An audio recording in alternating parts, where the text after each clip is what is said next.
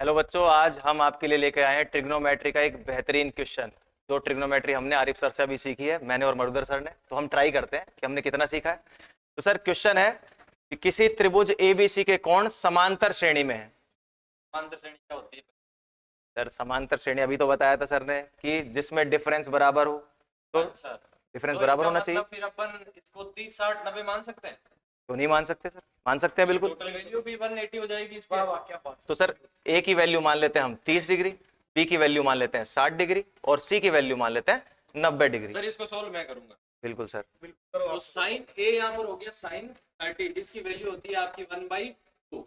फिर साइन सी, साइन 90 की वैल्यू आपको सबको पता है कितनी होती है, -1 होती है। फिर कोस सी, कोस 90 हो गया आपका 0, क्या हो गया 0, और आपका माइनस कोस ए यानी कि कोस 30 की वैल्यू हो गई -√3, 2।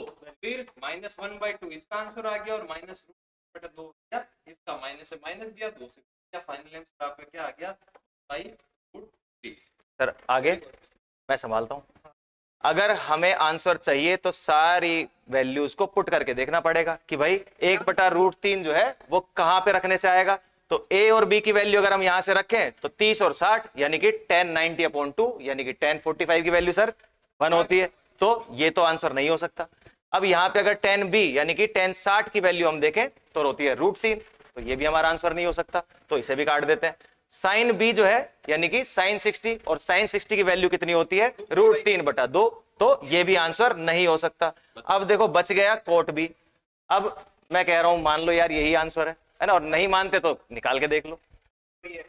तो सर बताइए, हमने ट्रिग्नोमेट्री सीखी या नहीं सीखी?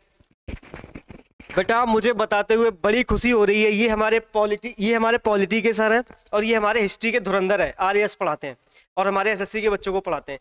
तो बेटा आप यकीन नहीं करोगे, इन लोगों ने पूरी ट्रिग्नोमेट्री सीख ली है, पूरी की पूरी, मात्र 7 से 8 घंटे पूरी ट्रिग्नोमेट्री आती है इनको। तो जिस तरीके से इन्होंने इस बेहतरीन से क्वेश्चन को धुएं से उड़ाया है, ऐसे आप भी उड़ा सकते हैं। उसके लिए आपको ज्वाइन करना पड़ेगा केडी कैंपस। बेटा हम केडी कैंपस, हम लोगों ने बहुत सिलेक्शन दिए हैं डिफरेंट क्षेत्रों में। तो आप भी केडी कैंपस का ज्वाइन करना ना भूलें और अपने भविष्य को बेहतर बनाएं। सभी के साथ जय हिंद। ये लो सर। Thank you.